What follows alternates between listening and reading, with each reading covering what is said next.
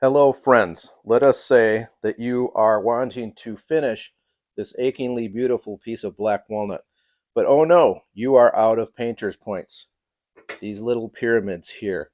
You have only two, and they are not enough to support your workpiece.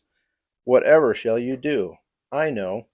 Do you have a friend with a small child or a small child of your own that enjoys devouring applesauce? Well, then you are in luck, my friends, because you have painter's pyramids and you don't even know it. So now you can apply your finish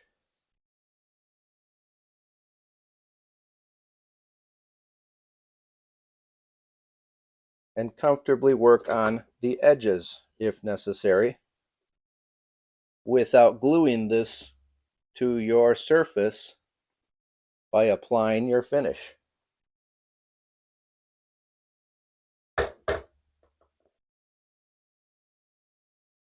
I hope this helps.